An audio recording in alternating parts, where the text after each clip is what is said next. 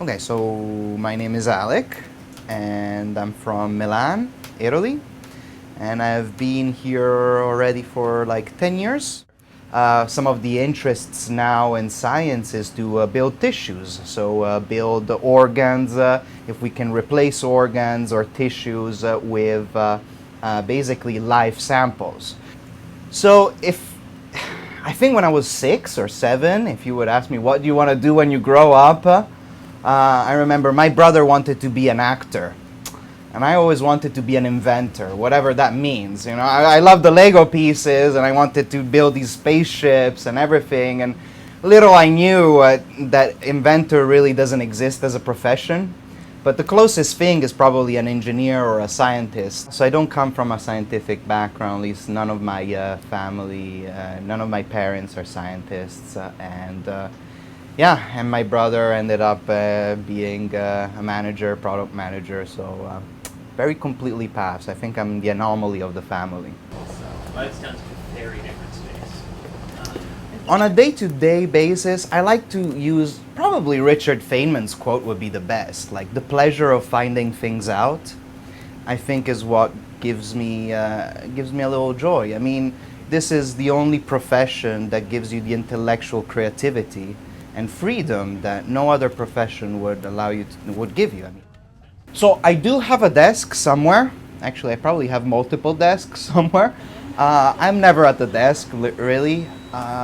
It's a very flexible kind of environment. So the fact that we deal with living materials like cells, that means we don't have a 9 to 5. Because and you cannot really take the weekend off, because it's not that during the weekend your cells a timeout will stop living, so you have to come and like feed your tissues and make them alive. You don't stop eating during weekends, right? So for instance, in my particular case, I work a lot with mammary and prostates, and I try to reconstruct these tissues in 3 dimensions in vitro, and so in a dish. There's a lot of different rooms with a lot of different expensive machines that you need to use to make these experiments. So you're not always in the same location. You're not in a cubicle, which I'm allergic to. So I don't think every day is the same. And then you set up a different experiment, or you do, and you work with a collaborator about something. You're not always in the same spot. So I like that a lot too. It's fun. Yeah. Okay, how are you going to conjugate the SNARP1 to the maltodextrin beads? Most of the times you fail at experiments. Like, that's just the nature of the business. It's hard to do something new. We're really good at doing stuff that we know how to do. It's easy. But if you're doing something new that nobody has ever done before, you have no idea exactly what is the proper way of doing it. If you go and you're interested in research and want to develop something new, or something that has never done, or discover something new, don't make your failures and frustrations and roadblocks prevent you from going that road, because those are inevitable. So the way I actually see it is a little bit like the Far West of back in the days, you know, like these life sciences things.